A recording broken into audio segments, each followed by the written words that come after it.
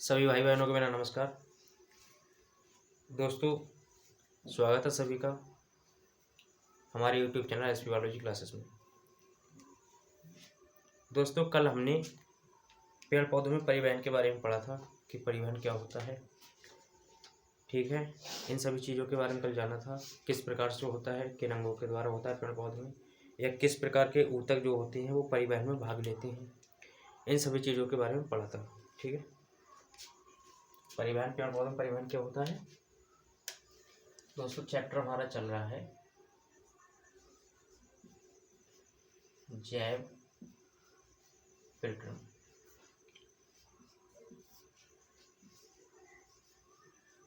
Life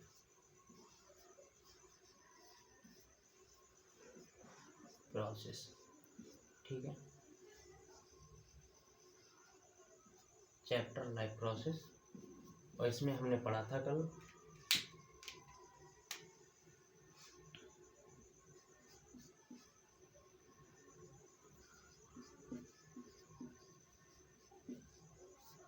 पौधों में परिवहन। ठीक है, तो पौधों में परिवहन क्या होता है, यानी कि पेड़ पौधे क्या करते हैं, जड़ों के द्वारा जल को अवशोषित करते हैं। और ये जल जो होता है, इस जल में लवण जो खनिज वगैरह ये सभी चीज़ें मिली होती हैं, जो पेड़ पौधों के जाइलम ऊतक के द्वारा पेड़ पौधों के अन्य भागों तक जाती हैं। ठीक है, पेड़ के फल, फूल, पत्तियाँ इन सभी भागों में जाती हैं। छोटी छोटी ब्रांचेस होती हैं, उनमें भी जाइलम के द्वारा वाटर के साथ ये सब चीज़ें मिलकर जाती हैं। तो इसी क्रिया को क्या कहते हैं, परिवहन कहते हैं। पेड़ पौधों में परिवहन कहते हैं। ठीक है, तो आपको कल बताया था कि गटेशन के बारे में बताया था, बिंदु स्त्रावण के बारे में बताया था कि बिंदु स्त्रावण क्या होता है। क्या होता है बिंदु स्त्रावण? जब पेड़ पौधों की पत्तियों से जल जो होता है वो बिंदु के रूप में यानी कि बूंदों के रूप में बाहर निकलता है, तो उस क्रिया को कहते हैं बिंदु स्त्रावण या गटेशन कहते हैं। ठीक है, जब बूंदों के रूप में जल पेड़ पौधों की पत्तियों से बाहर निकलता है तो उसे कहते हैं गटेशन। ठीक, और यह क्रिया जब होती है जब ठंडों का समय होता है, ठंड का मौसम होता है, उस समय पर जो ट्रांसपिरेशन रेट होता है वो कम हो जाता है, जिसके कारण एब्जॉर्प्शन रेट जो होता है यानी कि वाटर की अवशोषण क्षमता जो होती है पेड़ पौधों के द्वारा वो बढ़ जाती है। बढ़ने का मतलब ये है, जैसे ट्रांसपिरेशन रेट कम होता है तो वाटर का अवशोषण रेट जो होता है वो गर्मियों की अपेक्षा थोड़ा कम हो जाता है, जिसकी वजह से जल जो होता है वो भाप नहीं बन पाता। जब ठंड ज़्यादा पड़ेगी, सनलाइट ठीक तरह से होगी नहीं, तो जल जो होगा वो भाप बन नहीं पाएगा। और जब भाप नहीं बन पाएगा तो जल की मात्रा पेड़ पौधों में ज़्यादा हो जाएगी, तो जो जल होता है वो बूंदों के रूप में बाहर आने लगता है। ठीक है, तो उसी क्रिया को कहते हैं गटेशन।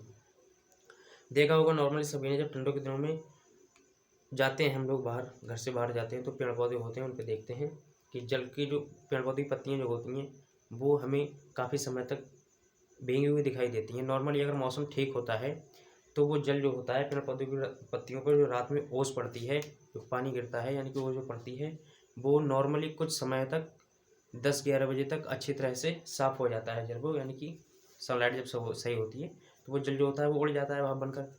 ठीक है, उसी समय अब ठंडों के दिनों में क्या होता है, जो जल होता है पेड़ पौधे की पत्तियों पर गिरा हुआ वो भाप बनकर उड़ नहीं पाता है। नॉर्मली थोड़ा बहुत उड़ भी जाता है, ठीक है, भाप बन जाता है। फिर भी क्या होता है, जो जल जो निकलता है पत्तियों से वो भाप नहीं बन पाता, जिसके कारण जल जो होता है वो बूंदों के रूप में पत्तियों पर दिखाई देता है लगा हुआ। जैसे ये कोई पत्ती है तो इसमें जल जो होता है वो इस तरह से लगा हुआ दिखाई देता है जगह जगह, जल की बूंद। ठीक है, तो इसी क्रिया को क्या कहते हैं, गटेशन कहते हैं। गटेशन या बिंदु स्त्रावण कहते हैं, बिंदु स्त्रावण, गटेशन। ठीक है, तो कल हमने यहाँ तक पढ़ लिया था। उसके बाद पढ़ेंगे हम कि बाष्पोत्सर्जन होता क्या है। बाष्पोत्सर्जन के बारे में पढ़ेंगे।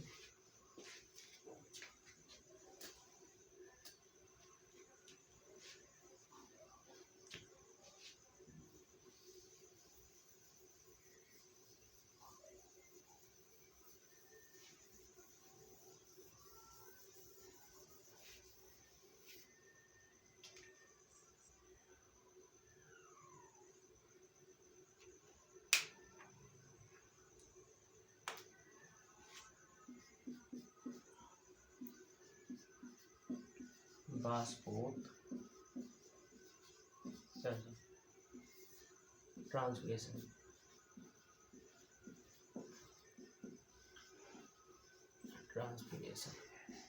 ठीक है। वाष्पोत्सर्जन,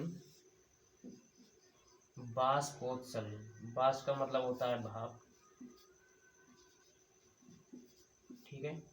उत्सर्जन का मतलब होता है बाहर निकालना, शरीर से बाहर निकालना।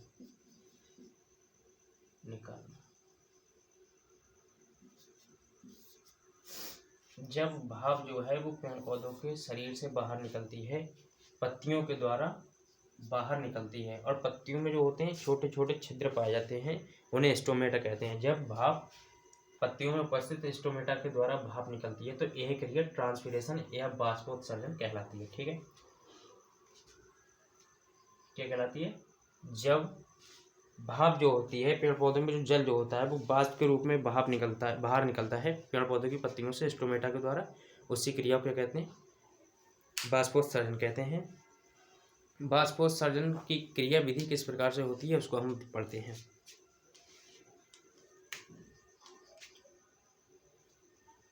इसकी डेफिनेशन क्या हुई? जब जल पेड़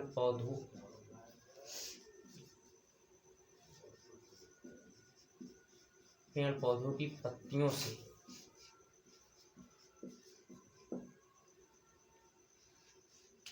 वाष्प के रूप में बाहर निकलता है, पेड़ पौधों की पत्तियों से वाष्प के रूप में बाहर निकलता है, इस क्रिया को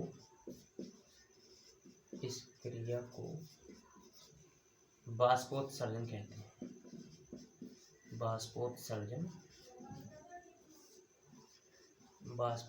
कहते हैं। ठीक है। पत्तियों में स्टोमेटा पाए जाते हैं, पत्तियों में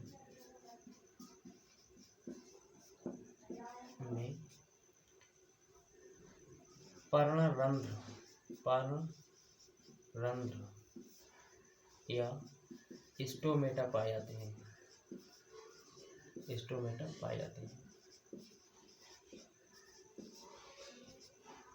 जिनसे जल निकलता है, जल भाप के रूप में बाहर निकलता है।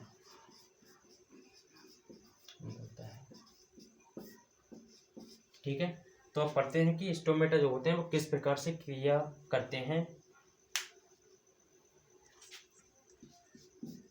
ठीक है, तो हेडिंग क्या होगी हमारी? स्टोमेटा की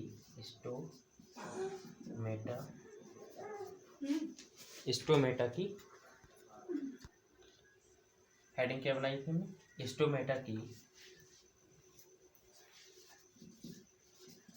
क्रिया विधि, यानी कि फंक्शन ऑफ स्टोमेटा।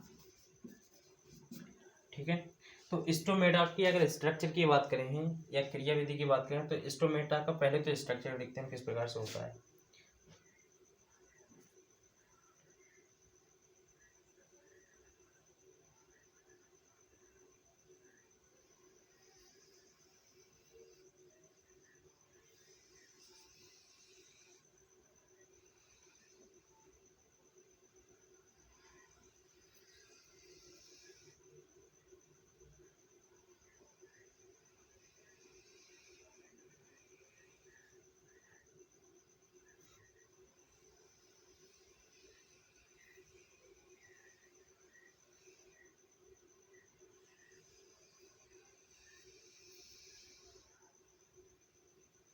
ठीक है, ये स्ट्रक्चर बन गया, वो हमारा स्टोमेटा का स्ट्रक्चर है।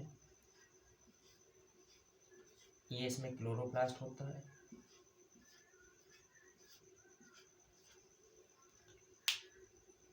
और दोनों सेल जो होती हैं उनमें केंद्रक होता है। इसकी अंदर वाली जो वॉल होती है, अंदर वाली जो भित्ति होती है स्टोमेटा की, वो थोड़ी थिक होती है, मोटी होती है।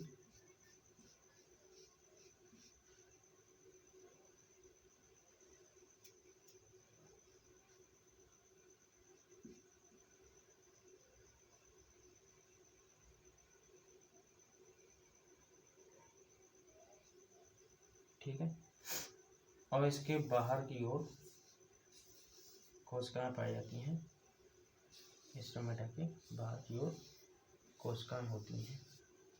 ये कोशिकाएं कहलाती हैं सहायक कोशिकाएं। ठीक है, ये स्टोमेटा का डायग्राम बन गया।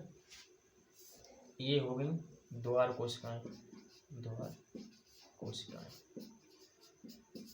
द्वार कोशिकाएं, इन्हें गार्ड सेल भी कहते हैं,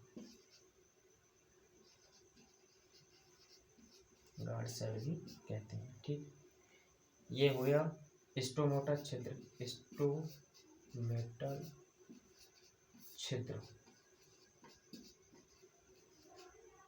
स्टोमेटल छिद्र। ठीक है, स्टोमेटल पोर, स्टोमेटल पोर, सहायक कोशिकाएं, सहायक कोशिकाएं। ठीक, ये इसमें केंद्रक होते हैं, केंद्रक, क्लोरोप्लास्ट, क्लोरोप्लास्ट, क्लोरोप्लास्ट या हरित लवक, या हरित लवक। ठीक है,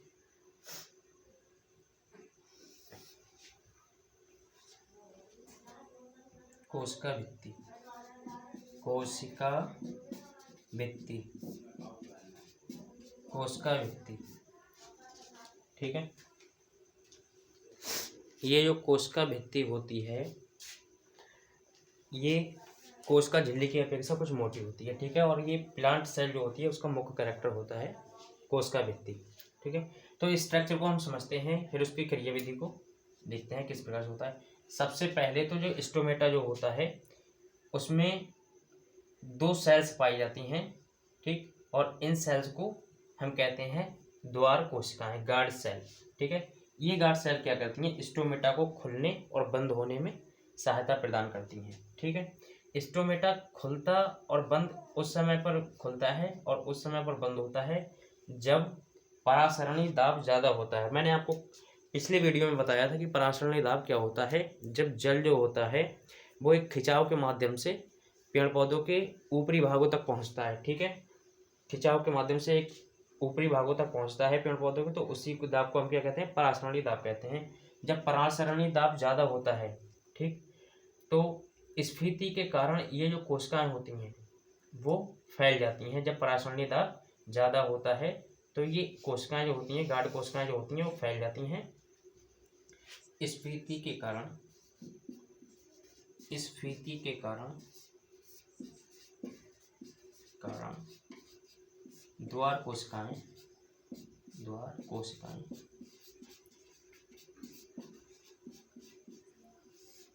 फैल जाती हैं, फैल जाती हैं, फैल जाती हैं। और जब कोशिकाएं नॉर्मली इस तरह से होंगी पहले, ठीक है, अगर इस तरह से कोशिकाएं हैं, अब इनमें दाब बढ़ा तो इस तरह से ये कोशिकाएं फैली, तो इसके बीच में जो होता है वो छिद्र ओपन हो जाता है। ठीक है, तो इस प्रकार के स्टोमेटा को हम कहते हैं खुले प्रकार के स्टोमेटा या ओपन टाइप स्टोमेटा कहते हैं। ठीक है, जब स्टोमेटा ओपन हो जाते हैं तो इनसे जल जो होता है वो वाष्प के रूप में बाहर निकलना स्टार्ट हो जाता है जब सनलाइट तेज होती है तब। ठीक है, तो इस प्रकार के स्टोमेटा क्या कहते हैं, खुले टाइप स्टोमेटा कहते हैं। अब जल जो होता है वो जल सबसे पहले होता क्या है, जल जो होता है वो पेड़ पौधों की पत्तियां जो होती हैं उनके द्वारा बाहर निकलता है वाष्प के रूप में, लेकिन वो अवशोषित किसके द्वारा किया जाता है, अवशोषित किया जाता है जड़ों के द्वारा।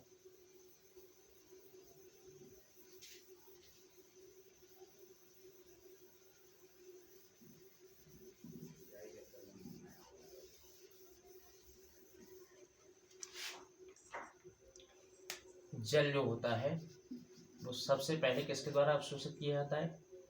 जड़ों के द्वारा, ठीक है। उसके बाद ये जल जो होता है वो जाइलम से कहाँ जाता है? पेड़ के अन्य भागों में, ठीक है, अन्य भागों में आ जाता है। अन्य भागों में आने के बाद अन्य भागों में जैसे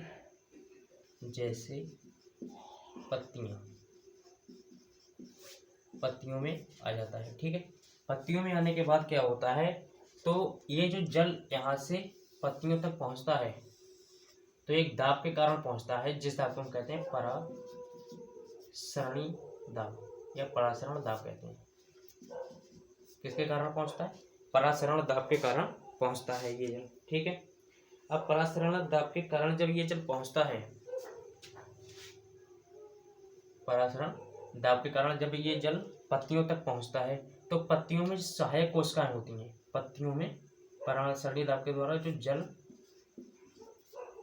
पत्तियों में पहुँचता है और पत्तियों में क्या होती हैं? सहायक कोशिकाएं होती हैं। ये सहायक कोशिकाएं,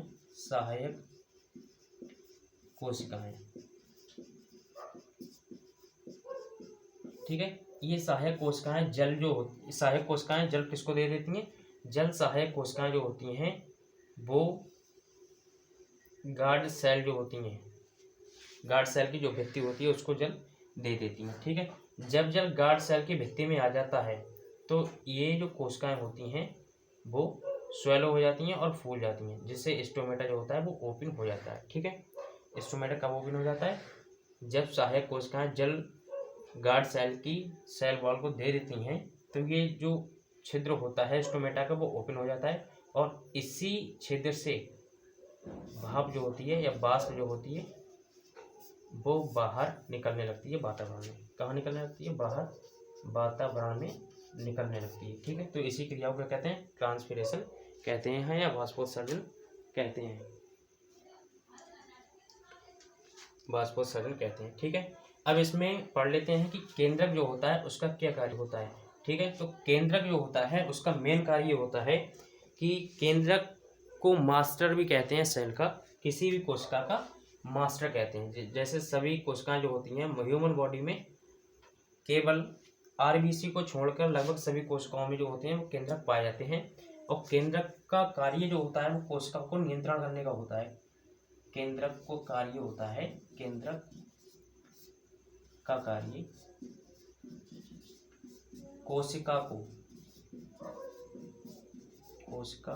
को अपने नियंत्रण में रखने का होता है, अपने नियंत्रण में रखने का होता है, ठीक है।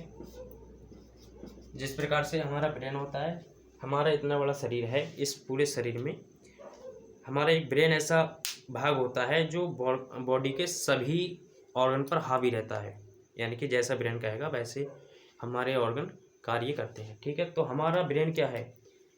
हमारा ब्रेन जो है वो हमारे शरीर का मास्टर है, क्योंकि चलाने का काम किसका है? हमारे शरीर को, ब्रेन का, ठीक है। उसी प्रकार से कोशिकाएं जो होती हैं इनमें भी एक केंद्रक पाया जाता है और इसी केंद्रक को क्या कहते हैं? कोशिकाओं का मास्टर कहते हैं, क्योंकि ये केंद्रक जो होता है वो पूरी कोशिकाओं को नियंत्रण में रखता है, अपने हिसाब से कोशिकाओं को चलाने का वर्क करता है, ठीक है। उसके बाद बात करते हैं कि इसमें कोशिकाएं जो होती हैं उनमें क्लोरोप्लास्ट है। ये क्लोरोप्लास्ट, हरित लवक, इस क्लोरोप्लास्ट का कार्य दोस्तों होता है, ये क्लोरोप्लास्ट जो होता है प्रकाश संश्लेषण की क्रिया में भाग लेता है, ठीक है। ये क्लोरोप्लास्ट जब धूप निकलती है तो ये क्लोरोप्लास्ट होता है वो सक्रिय हो जाता है। कैसा हो जाता है? सक्रिय हो जाता है और फोटोसिंथेसिस की क्रिया करने में हेल्प करता है, ठीक है।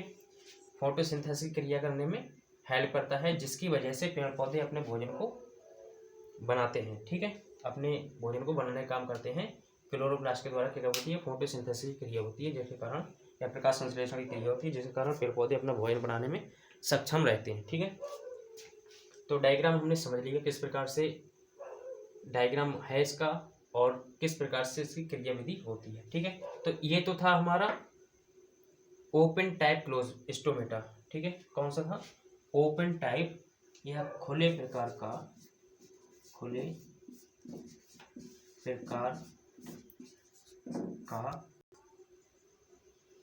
तो इस प्रकार के स्टोमेटा क्या कहते हैं? खुले प्रकार का स्टोमेटा। खुले प्रकार का स्टोमेटा, ठीक है। ओपन टाइप स्टोमेटा, ठीक। ओपन टाइप स्टोमेटा में क्या होता है? जब स्टोमेटा ओपन होता है तो उसमें छिद्र का फॉर्मेशन हो जाता है, जिससे गैसें जो होती हैं वो बाहर निकलती हैं, ठीक। कार्बन डाइऑक्साइड अंदर जाती है या भाप बाहर जाती है, ये सभी गैसों का आदान प्रदान होता है। तो इस प्रकार का स्टोमेटा क्या कहते हैं? खुले टाइप का स्टोमेटा, ठीक है। उसके बाद बात करते हैं कि बंद प्रकार का स्टोमेटा कब होता है, कब ये स्टोमेटा जो होता है वो बंद प्रकार के स्टोमेटा में चेंज होता है।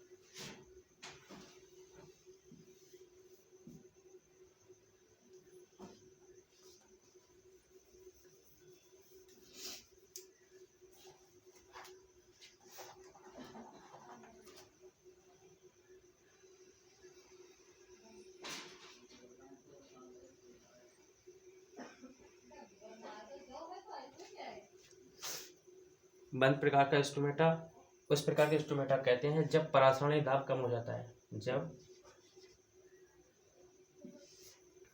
जब परासरण दाब कम हो जाता है,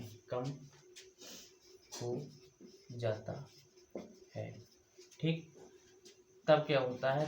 तब जल जो होता है वो, ये जो द्वार कोशिकाओं की भित्ति होती है वहाँ तक नहीं आ पाता, ठीक है। यानी कि जो जल होता है वो सहायक कोशिकाओं में आता है, सहायक कोशिकाओं से फिर भित्ति में आता है, ठीक है। भित्ति से आने के बाद वो जल जो होता है वो वाष्प नहीं बन पाता, जिसके कारण यह जल जो होता है वो वापस सहायक कोशिकाओं में चला जाता है। तब जल सहायक कोशिकाओं में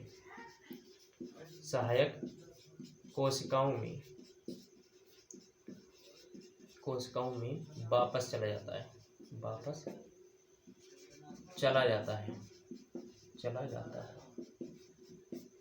जाता है, ठीक है। तो स्टोमेटा जो होता है वो बंद हो जाता है जब जल नहीं होगा, उसमें वाष्प नहीं बनेगी, तो स्टोमेटा खोला नहीं होगा, वो बंद हो जाएगा, ठीक है। यानी कि ये सेल जो होती हैं वो दोबारा से अपनी उसी पोजीशन में आ जाती हैं जिसमें पहले थी, तो वापस चला जाता है, ठीक है। तब स्टोमेटा कैसा हो जाता है? तब बंद प्रकार का स्टोमेटा होता है, तब बंद प्रकार का स्टोमेटा होता है। स्टोमेटा कब बंद होता है? जब जल जो होता है वो सहायक कोशिकाओं में आता है, सहायक कोशिका से आने के बाद में गार्ड सेल की जो भित्ति होती है वहाँ तक आता है, लेकिन जल का वाष्पीकरण नहीं हो पाता या ट्रांसपिरेशन नहीं हो पाता, जिसके कारण क्या होता है? जल जो होता है वो वापस सहायक कोशिकाओं में चला जाता है, उसके कारण ये स्टोमेटा जो होता है वो बंद हो जाता है, ठीक है। तो स्टोमेटा का दोस्तों जो टॉपिक था वो हमारा लगभग कंप्लीट हो गया, ठीक है। पूरा टॉपिक जो है वो कंप्लीट हो चुका है। आप लोग अगर स्क्रीनशॉट लेना चाहते हैं तो ले लें, ठीक।